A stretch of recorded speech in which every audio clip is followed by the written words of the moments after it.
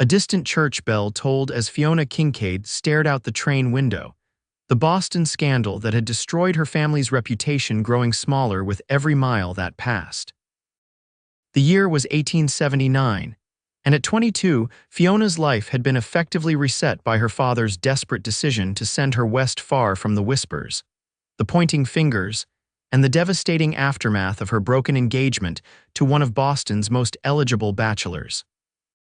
The train whistle pierced the air as they approached Superior, Colorado, a mining settlement nestled in the rugged foothills of the Rocky Mountains. Fiona adjusted her blue traveling dress, feeling both the weight of what she was leaving behind and the uncertainty of what lay ahead. Her father's cousin, Martha Willis, had agreed to take her in, providing refuge from the scandal that had tainted the Kincaid name. Superior Station, Superior, Colorado, the conductor called out, startling Fiona from her thoughts. She gathered her modest luggage, a painful reminder of how quickly her life had changed. Just 3 months ago, she had been selecting fabrics for her wedding trousseau. Now, she was fleeing to a dusty western town where no one knew her name or the humiliation she'd endured when Edward Chamberlain had broken their engagement after discovering her father's financial ruin. Fiona stepped onto the platform, the dry mountain air instantly filling her lungs. Superior was nothing like Boston, a collection of wooden buildings stretched along a wide dirt main street, with the imposing mountains providing a dramatic backdrop. Men in dusty clothes and wide-brimmed hats moved purposefully about their business, barely sparing her a glance. Miss Kincaid. Fiona turned to see a woman in her 50s with steel-gray hair tucked beneath a sensible bonnet. Cousin Martha, indeed. Welcome to Superior. Martha's expression was not unkind, but neither was it warm. Let's get you settled, the buggy's this way. As Martha led her toward a modest wagon, a commotion erupted nearby. A magnificent chestnut horse reared up, its rider struggling to maintain control as a stray dog darted beneath its hooves. Whoa, thunder! The rider's voice was deep and commanding, and the horse gradually settled. Fiona couldn't help but stare. The man was tall and broad-shouldered, with sun-bronzed skin and eyes the color of a summer storm. His capable hands gentled the nervous horse with practiced ease. That's Kade Fletcher, Martha said, following Fiona's gaze. Owns the Double F Ranch just outside town. Decent man, though I'd advise keeping your distance. His kind don't mix well with proper Boston ladies. Fiona felt her cheeks flush as the cowboy tipped his hat in their direction. Madam, he said, nodding to Martha before his gaze settled briefly on Fiona. Something flickered in his eyes' curiosity, perhaps before he clicked his tongue and guided his horse down the street. Come along, Martha urged, breaking the spell. I've had a room prepared for you. We can discuss your duties at the boarding house over supper. Fiona followed, but couldn't resist one last glance over her shoulder. Kade Fletcher had already disappeared from view, but the impression he'd left lingered.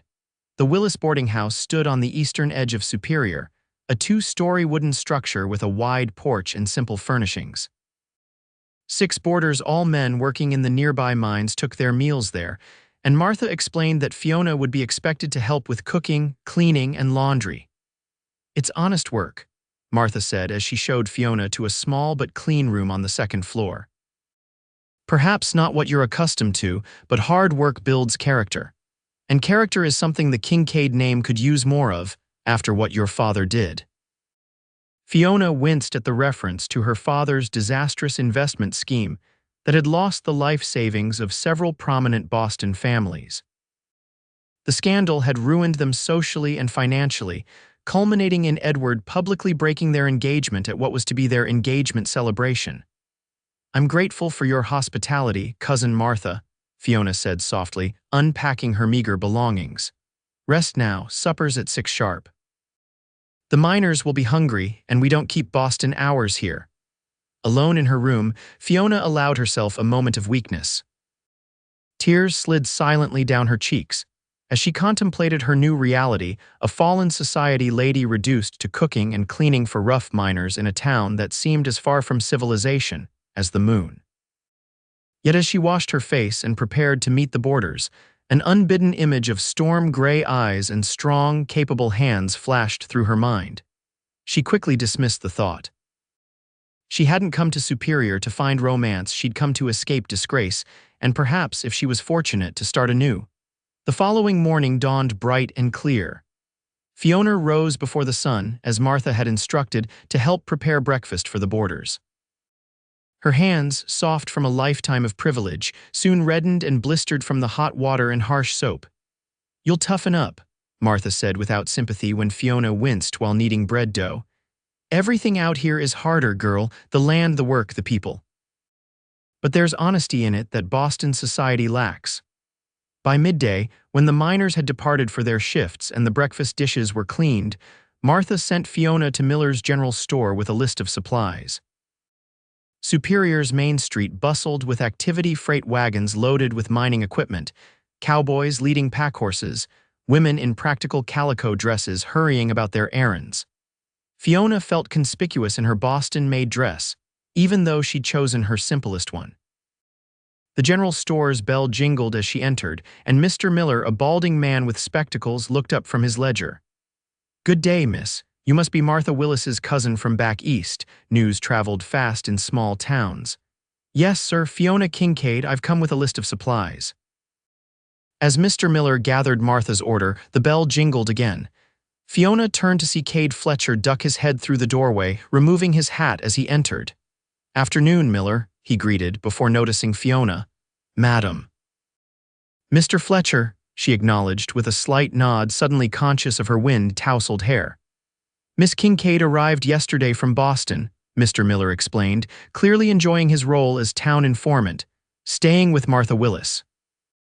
"Welcome to Superior," Kade said, his voice carrying the gentle drawl of the frontier. "It's a far cry from Boston, I reckon." "Yes, quite different," Fiona replied, unsure how to continue. In Boston, conversations followed predictable patterns of social niceties. Here, she felt adrift. "You settling in all right?" he asked, genuine concern in his expression. "As well as can be expected, thank you." A smile touched his lips, transforming his weathered face. "Martha Willis runs a tight ship, but she's fair. If you need anything, the Double F is just 3 miles west of town." Before Fiona could respond, Martha herself entered the store, her expression souring at the sight of Fiona conversing with the rancher. "There you are," Martha said briskly. "I see you've met Mr. Fletcher." "Just making the acquaintance of our newest resident," Kade said easily, seemingly unaffected by Martha's disapproving tone. "Well, we've much to do," Martha replied. "Mr. Miller, is our order ready?" As they left the store, Martha's lecture was immediate and stern. "Kade Fletcher may own the largest cattle ranch in the county, but he's not suitable company for a young woman trying to rebuild her reputation. Remember why you're here, Fiona. To escape scandal, not create a new one." Fiona bit back a retort. She'd simply been exchanging pleasantries, not planning an elopement. But she knew better than to challenge Martha, whose roof she now lived under. That evening, as Fiona served stew to the boarders, she overheard them discussing a cattle drive that would soon pass near Superior. "Fletcher's taking his herd to Denver," said a miner named Davis. "Hired extra hands for the drive, pays fair wages unlike some. He's looking for a cook too," added another. "Last one quit after some disagreement." Fiona's ears perked up at this information, though she wasn't sure why. It wasn't as if she could join a cattle drive. The very idea was absurd. Yet later that night, as she soaked her aching hands in cool water, she found herself wondering what it would be like to escape the confines of Martha's boarding house, to see more of this rugged country before inevitably returning east when the scandal had cooled. "Foolishness," she muttered to herself, extinguishing her lamp and climbing into bed. But dreams of open skies and a pair of storm-gray eyes followed her into sleep. A week passed, then two. Fiona's hands hardened, and she learned to rise before dawn without complaint. The routine of the boarding house became familiar breakfast for the miners, cleaning, laundry, dinner preparation, then supper service. Martha rarely praised her efforts but had begun to criticize less frequently. On a crisp Saturday morning, Martha sent Fiona to collect eggs from the henhouse behind the boarding house. As she carefully placed the eggs in her basket, the sound of approaching hoofbeats made her look up. Kade Fletcher rode into the yard, leading a second horse, a gentle-looking bay mare. He dismounted with fluid grace that belied his size. "Morning, Miss Kincaid," he called, tipping his hat. "Mr. Fletcher," she replied, surprised. "Martha's inside if you've business with her." "Actually, I came to see you." He patted the bay mare's neck. "Town's having a social tomorrow after church. Thought you might like to ride out with me and see a bit more of the countryside on the way." Fiona was momentarily speechless. In Boston, such an invitation would follow strict protocols, formal introductions, chaperone meetings, parental approval. Here, a man she'd met twice was casually inviting her on an outing. "I'm not sure Martha would approve," she said finally. "Already spoke to her," Kade replied with a slight smile. "She wasn't keen on the idea, but Reverend Simmons convinced her it would be good for you to meet more townsfolk. The Reverend's wife will be riding with us." Relief and a curious disappointment mingled in Fiona's chest. A chaperoned ride was both proper and considerably less exciting. "In that case, I'd be delighted," she said. "Excellent," Kade's smile broadened. "Daisy here is gentle as they come. Thought you might like to practice riding her today if you've time. Western saddles are different from what you might be used to in Boston." Martha appeared on the back porch, arms crossed. "1 hour, Fiona. There's still washing to be done." "Yes, Cousin Martha." When Martha retreated inside, Kade lowered his voice. "She drives a hard bargain, your cousin." "She's been kind to take me in," Fiona felt compelled to say, though kind wasn't precisely the word she'd used to describe Martha Willis. Cade's noncommittal response suggested he understood more than Fiona had said. "Well, shall we see how you and Daisy get along?" The next hour passed too quickly. Kade was a patient teacher, showing Fiona how to mount properly and hold the reins in the Western style. They rode in circles around the yard, and though Fiona had ridden in Boston parks, the Western saddle and riding style required adjustment. "You're a natural," Kade said as she confidently guided Daisy through a turn. "Most city folks take longer to adapt." "My father insisted I learn to ride properly," Fiona explained. "He said a lady should be accomplished in all the refined arts." Something flickered across Cade's expression. "And what brought you to Superior, if you don't mind my asking? It's not exactly known for refined arts." Fiona tensed.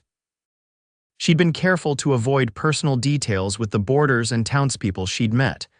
"Family circumstances changed," she said vaguely. "Martha kindly offered me a position." Kade studied her face for a moment, then nodded, accepting her sparse explanation.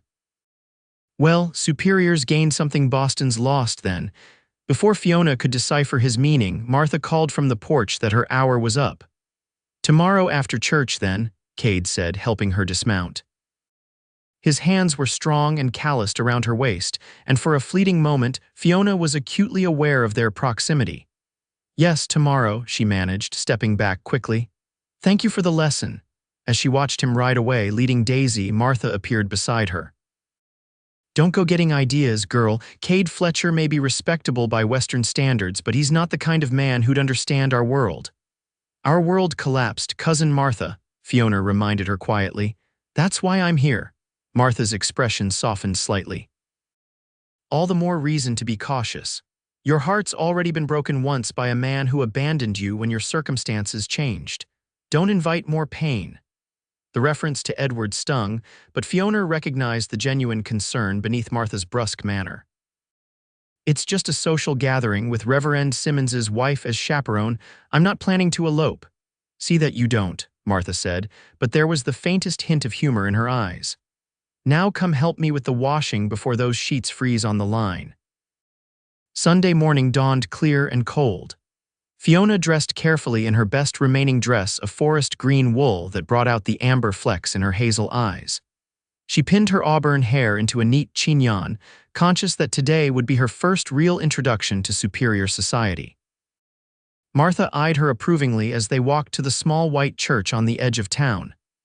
"You'll do," she said, which for Martha was high praise indeed. The church was nearly full when they arrived, and heads turned as they made their way to a pew. Fiona felt the curious gazes and heard the whispered comments but held her head high. She'd endured far worse scrutiny in Boston after the scandal broke. She spotted Kade near the front, his tall frame easy to distinguish. He turned slightly, as if sensing her presence, and nodded in greeting. Beside him sat a woman Fiona hadn't seen before, beautiful, dark-haired, and clearly comfortable in Cade's company. Fiona felt an unexpected and unwelcome twinge of jealousy. After the service, as congregants spilled into the churchyard, Kade approached with the woman beside him. "Miss Kincaid, this is Mrs. Simmons, the Reverend's wife," he introduced. "Rebecca, this is Miss Fiona Kincaid, newly arrived from Boston." Relief washed over Fiona as she shook hands with the Reverend's wife. "A pleasure to meet you, Mrs. Simmons." "Rebecca, please," the woman insisted warmly. "We're delighted you're joining us today. Superior doesn't often receive visitors from Boston society. Fiona's staying with Martha Willis," Kade explained, "working at the boarding house." Rebecca's eyebrows rose slightly, but she recovered quickly. "How wonderful that you're experiencing different aspects of life. I came west as a teacher 5 years ago and never intended to stay, but then I met Thomas." She smiled fondly at her husband, who was chatting with parishioners nearby. "Horses are ready whenever you ladies are," Kade said. After assuring Martha she would return before dark, Fiona joined Kade and Rebecca for their ride.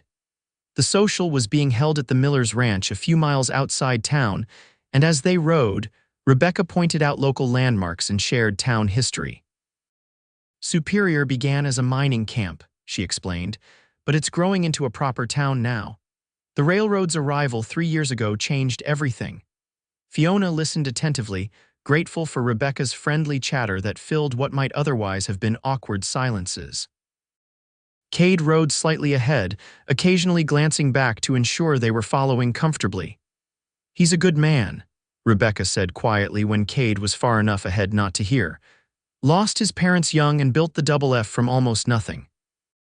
Most eligible bachelor in the county, though he seems immune to the efforts of every unmarried woman for 50 miles. Fiona felt her cheeks warm. "I'm not, that is, I didn't come west seeking a husband." Rebecca's laugh was kind. "Of course not. But I've seen how he looks at you, and it's different." Before Fiona could formulate a response to this startling observation, they crested a hill, and the Miller Ranch came into view. Wagons and horses surrounded the large farmhouse, and the sounds of music and laughter drifted up to meet them. The social was unlike any gathering Fiona had attended in Boston. There was no formal receiving line, no calling cards, no rigid protocol. Food was abundant and simple: fried chicken, ham, potato salad, and pies of every description. Children played games in the yard while adults conversed in groups on the porch or in the shade of large cottonwood trees. Kade introduced her to countless people whose names blurred together. Everyone seemed curious about the Boston lady staying at Martha Willis's boarding house, but their questions were direct rather than veiled in the polite subterfuge she was accustomed to. "What brings you all the way to Superior?" asked Mrs. Potter, the blacksmith's wife. Fiona had prepared for this question. "Family circumstances changed suddenly. My father thought a change of scenery would be beneficial." "Well, we're glad to have you," Mrs. Potter said sincerely. "Bring some refinement to our little community. And perhaps you'll decide to stay, especially if certain ranchers have anything to say about it." She winked not so subtly in Kade's direction. As the afternoon progressed, Fiona found herself genuinely enjoying the company and the straightforward nature of the Western social gathering. When the fiddle player struck up a lively tune, couples formed for dancing in the cleared barn. "May I have this dance, Miss Kincaid?" Kade appeared at her side, hand extended. The dance was a simple country reel, far less formal than the waltzes and quadrilles of Boston ballrooms, but Fiona found herself laughing as Kade twirled her through the steps. He was surprisingly graceful for such a large man, and his hands were respectfully placed but reassuringly strong. "You dance well for a cowboy," she remarked as they circled each other. "And you adapt well for a Boston lady," he countered with a smile that crinkled the corners of his eyes. They danced 3 more sets before taking a break for lemonade. Fiona was flushed and breathless, her carefully arranged hair coming loose in tendrils around her face. "You look beautiful," Kade said quietly as he handed her a glass.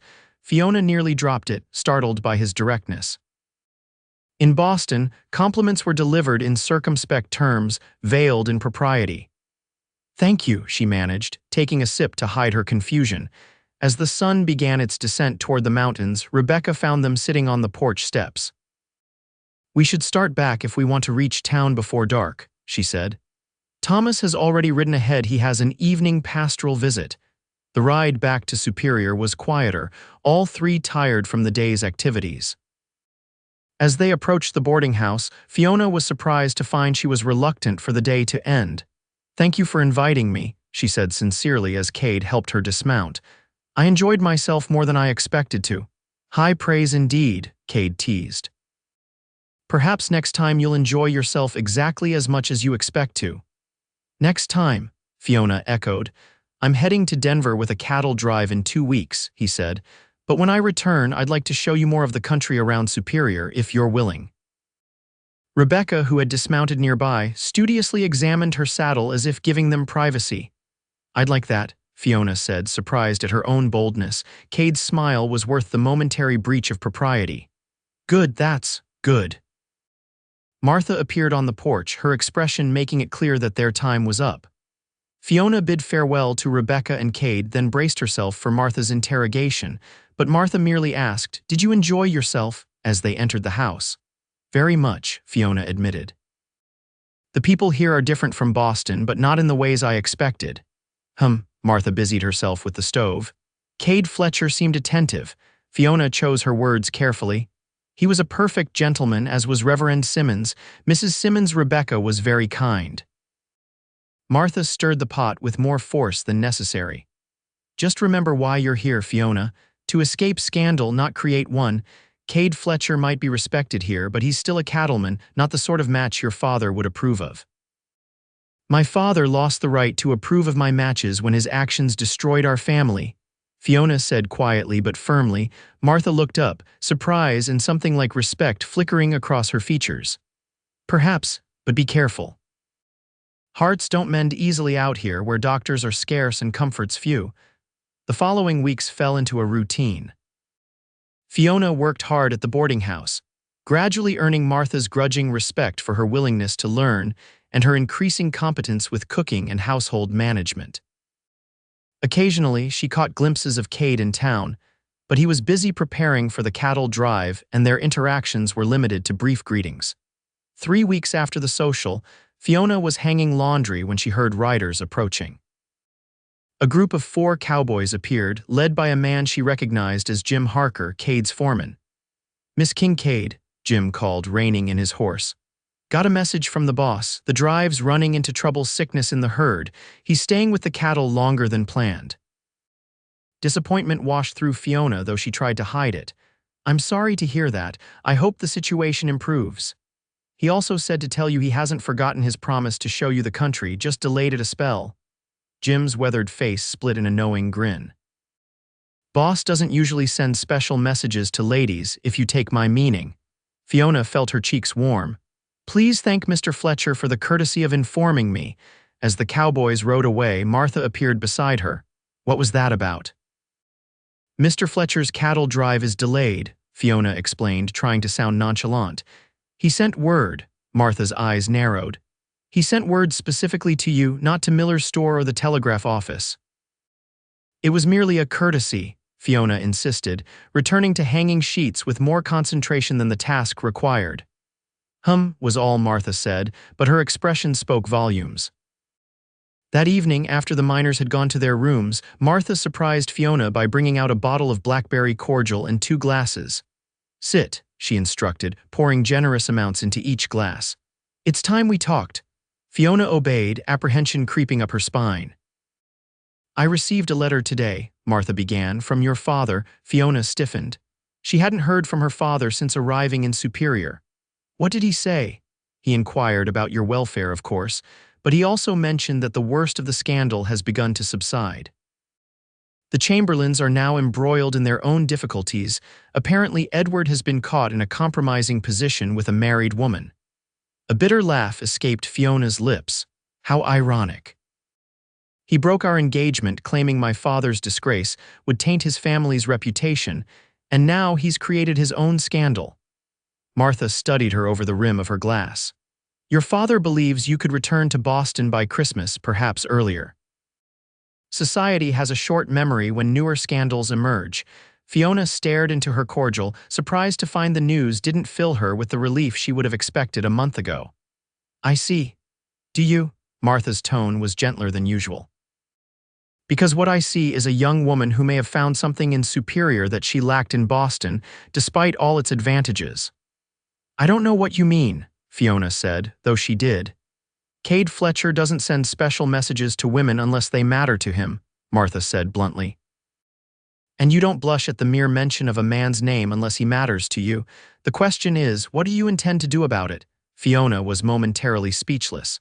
After weeks of warning her away from Kade, Martha was now practically encouraging her interest. I thought you disapproved.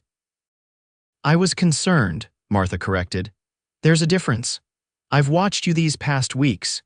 You've worked without complaint, learned quickly, and shown more backbone than I expected from one of Alina's pampered daughters.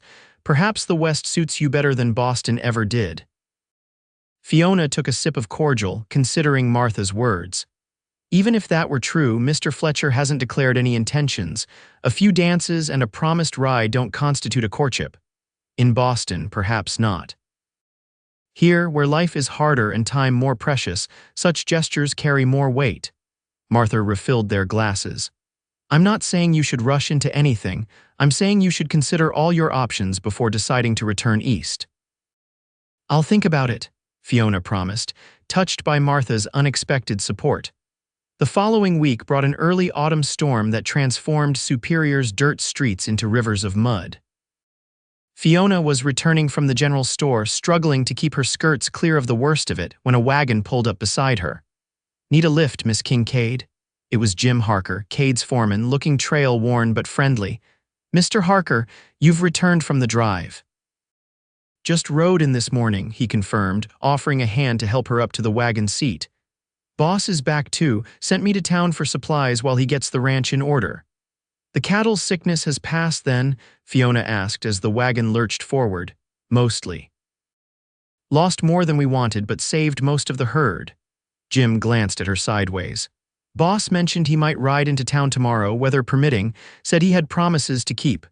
Fiona tried to suppress the flutter of anticipation in her chest. The boarding house has apple pie on the menu tomorrow. Perhaps Mr. Fletcher would care to join us for dinner. Jim's grin suggested he saw right through her casual invitation. I'll be sure to mention it. That evening, Fiona took extra care with the next day's meal preparations, planning dishes she'd overheard the miners say were particularly good. Martha watched with knowing eyes but made no comment on Fiona's unusual attention to menu details. The next day dawned clear, the storm having blown itself out overnight. Fiona found herself checking the window more often than necessary as she went about her chores and jumped at every sound of approaching horses. Mid-afternoon, when she had nearly given up hope, hoofbeats sounded in the yard. Fiona forced herself to continue kneading bread dough, not wanting to appear eager. Martha answered the door, and Fiona heard the rumble of a deep voice in conversation. Then Martha appeared in the kitchen doorway. Mr. Fletcher to see you, she announced, her expression carefully neutral. I've told him you can spare 15 minutes before the miners return. Fiona wiped her hands on her apron, suddenly conscious of her workday appearance. Thank you, Cousin Martha. Kade stood in the parlor, hat in hand. He looked tired but pleased to see her, his gray eyes brightening as she entered. Miss Kincaid, he greeted her, I hope I'm not interrupting your work. Not at all, she assured him. We heard the cattle drive had difficulties. I'm glad you've returned safely.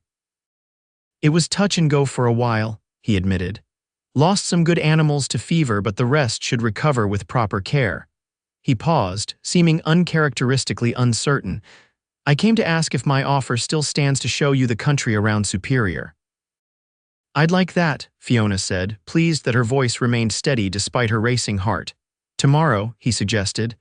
I can bring Daisy for you to ride, say 10 o'clock. Tomorrow would be perfect. An awkward silence fell between them, filled with unspoken questions and possibilities. I should let you get back to your work, Kade said finally, but I wanted to say. He hesitated, then seemed to change his mind about whatever he had been about to confess. I'm looking forward to tomorrow. As am I, Fiona said softly. After he left, Martha emerged from where she had undoubtedly been eavesdropping in the next room. Well, she said, it appears you have a decision to make, Fiona. Fiona returned to her bread dough, punching it down with perhaps more force than necessary. It's just a ride, Cousin Martha. Is it? Martha raised an eyebrow. Because that man didn't ride all the way from his ranch just to arrange a sightseeing tour. Fiona said nothing, but as she shaped the dough into loaves, she couldn't deny the truth of Martha's observation or the hope it kindled in her heart. The next morning was perfect for riding, cool but sunny, with the mountains sharp and clear against the blue sky. Fiona wore her riding habit, altered by her own hands to better suit Western riding, and pinned her hair securely beneath a small hat. Kade arrived precisely at 10, leading Daisy and his own mount, Thunder. He'd clearly made an effort with his appearance clean-shaven, hair neatly trimmed, wearing what appeared to be a new shirt under his riding coat. "You look lovely," he said as he helped her mount, his hands lingering slightly longer than necessary at her waist.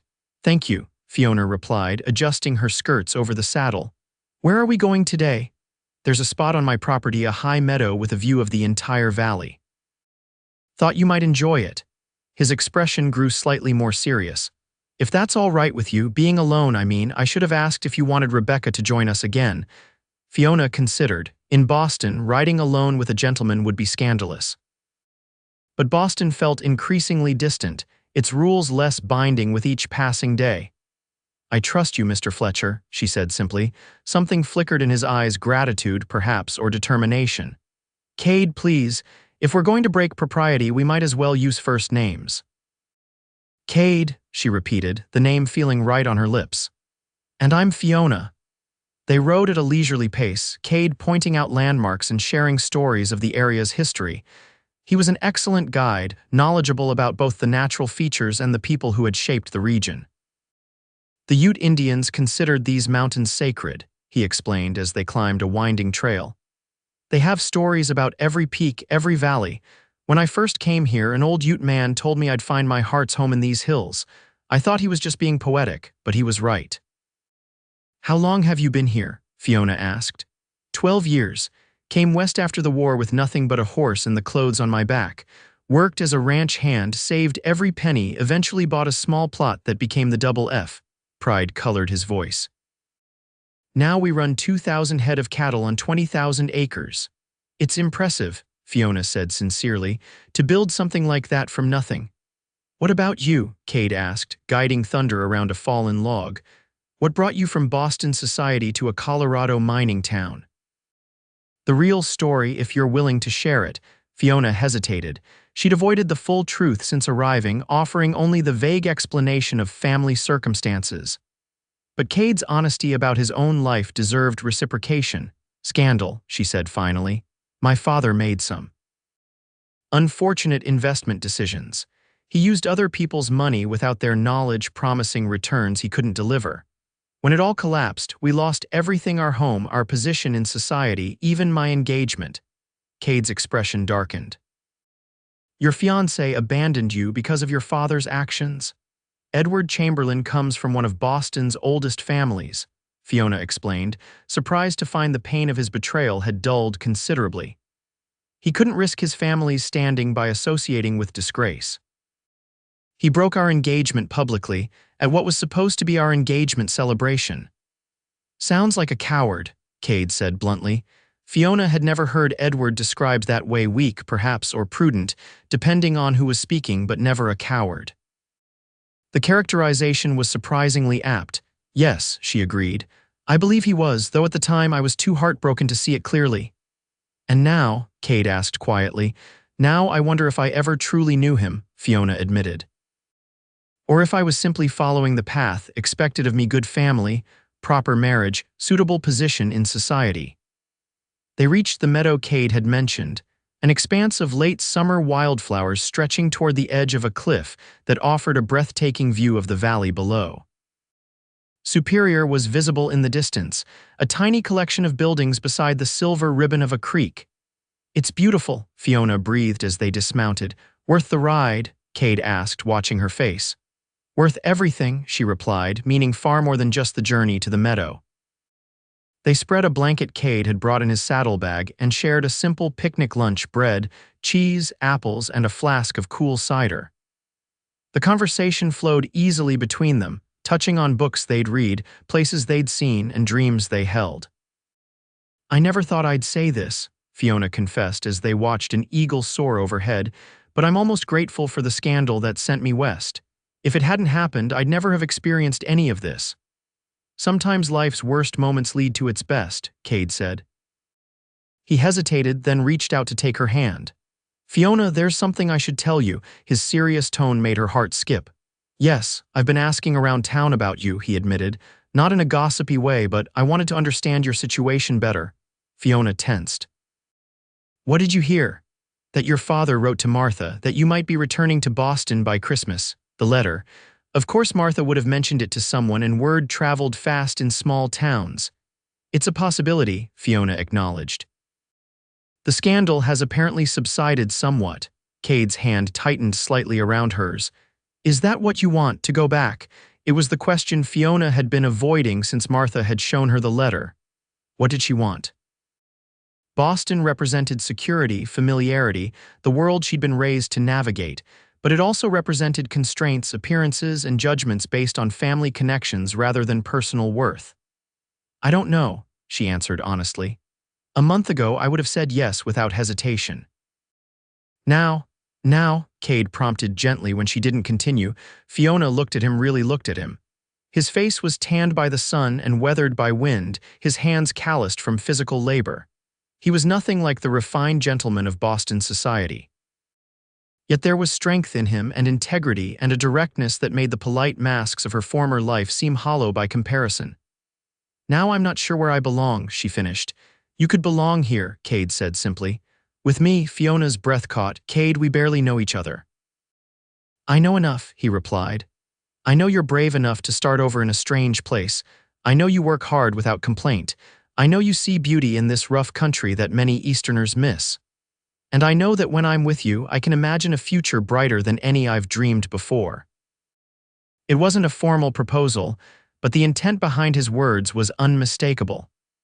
In Boston, courtships lasted months, even years, proceeding through carefully choreographed stages of increasing intimacy. Here in this meadow high above the valley, Kade Fletcher was offering his heart with the same straightforward honesty he brought to everything else. I can't answer yet, Fiona said softly. It's too soon, I need time. Kade nodded, disappointment flickering in his eyes but respect evident in his acceptance. Of course, I didn't mean to rush you. He released her hand reluctantly.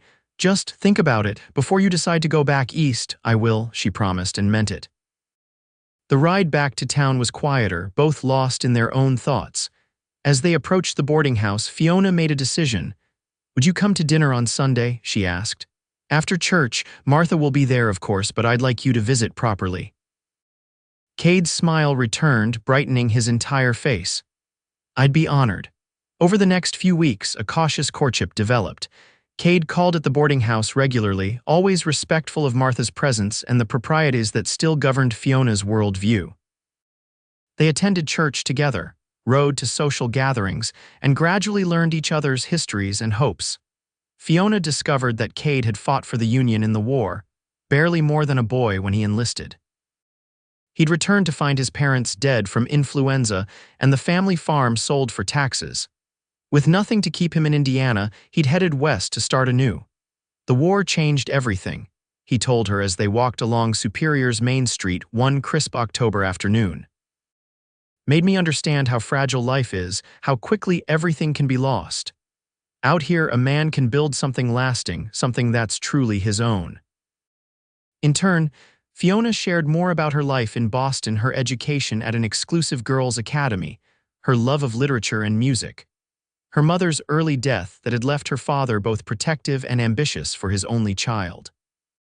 He wasn't always as he became, she explained, wanting Kade to understand. The financial panic of '73 hit him hard. He became desperate to recover our losses, to maintain the lifestyle he believed I deserved. His methods were wrong, inexcusable even, but his motives weren't entirely selfish. Have you written to him? Kade asked. About staying in Superior, Fiona shook her head. Not yet, I'm still considering. In truth, she was more than considering. With each day that passed, Boston receded further in her mind, while Superior, with its honest people, stunning landscape, and the promise of a life with Kade became increasingly compelling. Yet something held her back from making a final decision. That something became clear on a rainy November afternoon when a telegram arrived for Fiona. Martha brought it to her with an unusually gentle expression. "It's from Boston," she said. "Perhaps you'd like privacy to read it." Fiona took the telegram with trembling fingers and retreated to her room. The message was brief but devastating. "Father gravely ill. Stop. Doctors give little hope. Stop. Come if you wish to see him before end. Stop. Uncle George." A strangled sob escaped her throat. Whatever his faults, Richard Kincaid was her father, the only family she had left besides distant relatives like Martha. The thought of never seeing him again, of leaving matters unresolved between them, was unbearable. Martha knocked softly, then entered without waiting for a response. Her usual brisk manner softened at the sight of Fiona's tears. "Bad news, I take it?" Fiona handed her the telegram. Martha read it quickly, her lips thinning into a grim line. "You'll need to go," she said. "The eastbound train leaves tomorrow morning. I'll help you pack." "But Kade," Fiona began. "Will understand if he's the man I believe him to be," Martha finished firmly. "Family comes first, girl, even family that's disappointed you." Kade arrived an hour later, having heard somehow perhaps from the telegraph operator that Fiona had received news from Boston. His face was grave as she explained the situation. "Of course you must go," he said immediately. "I'll drive you to the station myself tomorrow."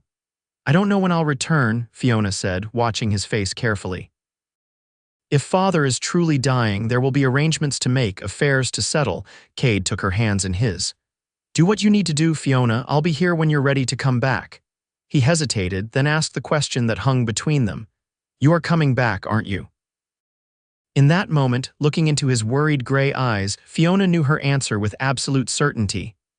"Yes," she promised. "Superior is where I belong now, where I want to build my future." Relief washed over his features. "Then I'll wait however long it takes." The journey east was long and dreary. The landscape outside the train windows growing increasingly gray and industrial as Fiona traveled back toward the world she'd left behind. By the time she reached Boston, a light snow was falling, transforming the familiar streets into a ghostly version of her memories. The Kincaid family home had been sold months earlier to pay debts, and her father now occupied 2 modest rooms in her Uncle George's house in Beacon Hill. The contrast between his former life and current circumstances was stark and painful.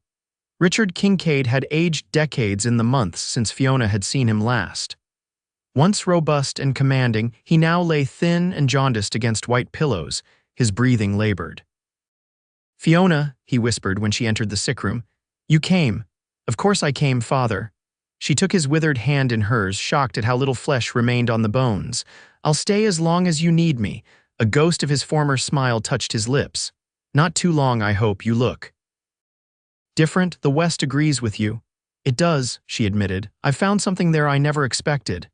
"A young man." Her father's perception remained sharp despite his physical decline. "Yes," Fiona said simply. "His name is Kade Fletcher. He owns a cattle ranch near Superior."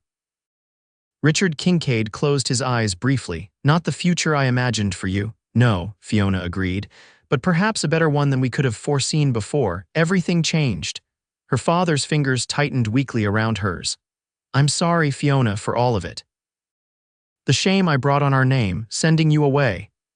"Don't be sorry for sending me away," Fiona said softly. "It may have been the greatest gift you ever gave me." A tear slid down his sunken cheek. "Tell me about him, this rancher who's stolen my daughter's heart." In the days that followed, as Richard Kincaid's life ebbed slowly away, Fiona told him about Kade, about Superior, about the beauty and challenges of the western frontier. Her father listened with increasing understanding, and on his last day he pressed something into her hand, a small velvet pouch. "Your mother's ring," he whispered. "The one thing I couldn't bear to sell. Take it west with you. Use it to begin your new life with a clear conscience and my blessing." Richard Kincaid died peacefully that night, his affairs in better order than Fiona had feared. There were still debts, but not insurmountable ones, and Uncle George proved surprisingly helpful in settling the estate. The process took longer than Fiona had hoped, however, and Christmas came and went with her still in Boston. She wrote to Kade regularly, receiving his letters in return slightly awkward but heartfelt missives that spoke of his daily life, his hopes for their future, and his unwavering commitment to waiting for her return. Each letter strengthened her resolve to finish her business in Boston quickly and return to Colorado. It was early February when Fiona finally boarded the westbound train, her mother's ring safely tucked in her reticule and a sense of rightness filling her heart.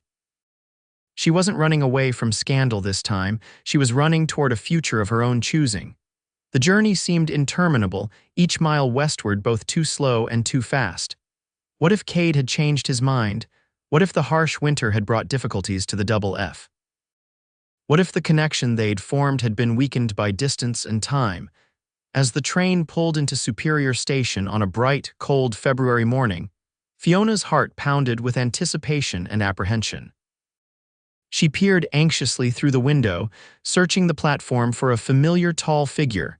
He wasn't there. Disappointment crashed through her as she gathered her belongings and stepped onto the platform. Perhaps he hadn't received her telegram announcing her arrival date. Perhaps ranch business had detained him. "Miss Kincaid," she turned to find Jim Harker, Cade's foreman, approaching with a broad smile. "Mr. Harker, I wasn't expecting you." "Boss sent me to fetch you," Jim explained, taking her luggage. He wanted to come himself, but there was an emergency at the ranch, new calf coming early, mother in trouble. You know how it is. Relief washed through Fiona. "Of course, is everything all right at the Double F, right as rain?" Jim assured her as he led her to a waiting wagon. "Been a hard winter, but we're coming through just fine. Boss has been like a bear with a thorn these past weeks, counting the days till your return." The ride to the Double F took nearly an hour, giving Fiona time to absorb the changes in the landscape since her departure. Snow blanketed the hills, and ice edged the creeks, but there was a sense of awakening in the air, of spring waiting just beneath the frozen surface. As they crested the final hill, the ranch buildings came into view, a large main house of hewn logs, several outbuildings, corrals, and a substantial barn. Smoke curled invitingly from the house's chimney, and even from a distance, Fiona could see figures moving about the yard. One figure broke away from the others as the wagon approached, tall, broad-shouldered, moving with the distinctive gait she'd come to know so well. Kade Fletcher was running toward them, heedless of dignity or propriety. Jim barely had time to halt the wagon before Kade was there, lifting Fiona down as if she weighed nothing, his gray eyes searching her face with naked emotion. "You're really here," he said, his voice rough. "I was beginning to fear that I wouldn't come back." Fiona placed her gloved hand against his cheek. "I promised I would." Something in Kade seemed to break and heal simultaneously. He pulled her into an embrace that would have scandalized Boston society but felt perfectly right on this Colorado hillside. "Welcome home, Fiona," he whispered against her hair. "Home," she repeated, the words settling in her heart with perfect rightness. "Yes, I believe it is." Later, after she'd been shown to a guest room in the main house with Cade's housekeeper, Mrs. Perkins, installed as a proper chaperone, they sat before the fireplace in the comfortable main room. Kade explained his plans for the spring, expanding the herd, improving the irrigation for the hayfields, perhaps adding a small orchard near the house. "The ranch is growing," he said, pride evident in his voice. "But there's something missing that I can't build or buy." "What's that?" Fiona asked, though she thought she knew. Kade met her gaze steadily. "A partner, someone to share it with, to make it truly a home." He reached into his pocket and withdrew a small wooden box, carved with intricate patterns of leaves and flowers. "I've been carrying this since before you left for Boston. I made the box myself during those long evenings waiting for your return." Fiona's breath caught as he opened it to reveal a simple gold band set with a small but perfect diamond. "Kade, I'm not a wealthy man by Boston standards," he said, his voice low and intense. "I can't offer you grand parties or European tours, but I can offer you a good life, Fiona. A life of purpose and beauty and honest work. Most of all, I can offer you my heart, which has been yours since that first day at the station." Tears blurred Fiona's vision as she reached for her reticule. "I have something for you as well," she said, withdrawing her mother's ring. "My father's last gift to me and his blessing for our future." Kade stared at the delicate sapphire and diamond ring in astonishment. "Does that mean—" "It means yes," Fiona said, smiling through her tears. Yes, I will marry you, Kade Fletcher. Yes, I choose this life, this place, this future with you. The wedding took place in May, when the meadows were carpeted with wildflowers and the aspen trees shimmered with new green leaves. The entire town of Superior turned out for the occasion, along with ranchers and farmers from miles around. Martha Willis sat in the front pew of the small church. Her usual stern expression softened into something approaching contentment. Reverend Simmons presided, with his wife Rebecca serving as Fiona's matron of honor. Jim Harker stood as Kade's best man, polished and uncomfortable in his Sunday suit, but beaming with pride for his boss. Dearly beloved, Reverend Simmons began, his voice carrying to the back of the packed church. We are gathered here today to join this man and this woman in holy matrimony. As Fiona repeated her vows, she thought of the journey that had brought her to this moment, from Boston society girl to scandal-touched exile to bride of a Colorado rancher. None of it had been in her plans, yet all of it felt destined, as if the scandal that had seemed like an ending had really been the beginning of her true life. I now pronounce you husband and wife, Reverend Simmons concluded with a broad smile. You may kiss your bride. Kade's kiss was gentle but promising, a pledge of all they would share in the years to come.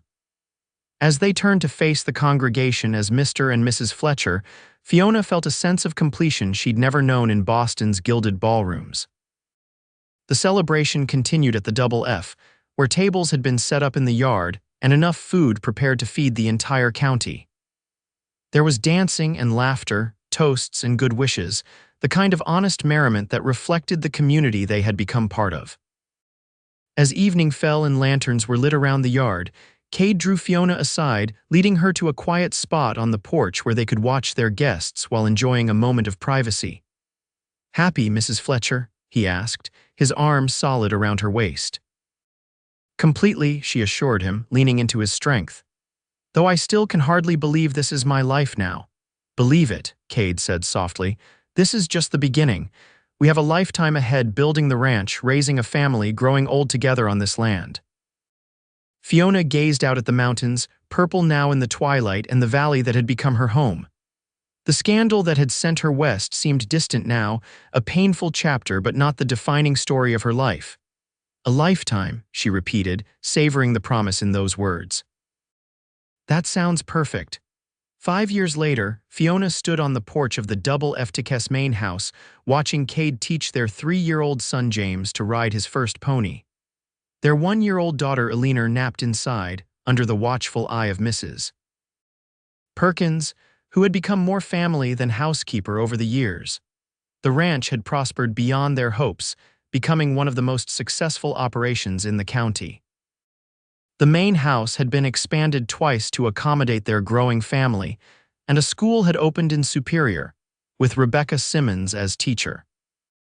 Martha Willis had sold her boarding house the previous year, and now lived in a comfortable cottage on the Double F property, where she divided her time between spoiling her young relatives and offering unsolicited but usually sound advice on running the household.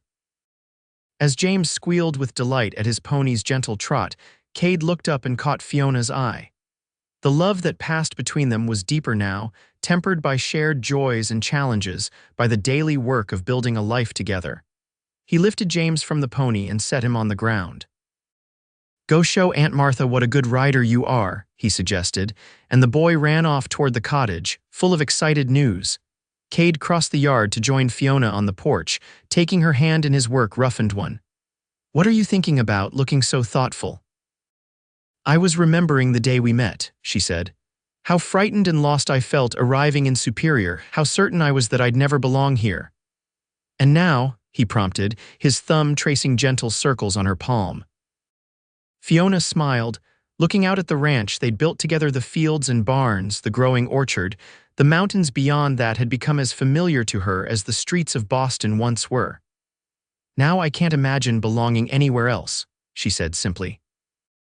The scandal that sent me west was the best thing that ever happened to me, though I couldn't see it then. And I thank God for it every day, Kade said, pressing a kiss to her temple, for bringing you to Superior, to this ranch, to me. From inside the house came the sound of Alina awakening from her nap, her happy babble carrying through the open window. James's laughter echoed from Martha's cottage. The afternoon sun gilded the mountains, promising another beautiful sunset over the land they called home. "We should go in," Fiona said, though she made no move to leave the porch. "Supper will need starting soon." "In a minute," Kade murmured, drawing her closer. "Let's just enjoy this moment a little longer." As the sun began its descent toward the western peaks, Fiona Fletcher, once a scandalized Boston debutante, now a ranch wife, mother, and respected member of the superior community, leaned into her husband's embrace and gave silent thanks for the twisted path that had led her to this perfect present and the promising future that stretched before them. The scandal that had once seemed like the end of her world had instead been the beginning of a life richer and more fulfilling than any she could have imagined in her sheltered Boston existence, a life built on love, honesty, and the enduring beauty of the Colorado frontier.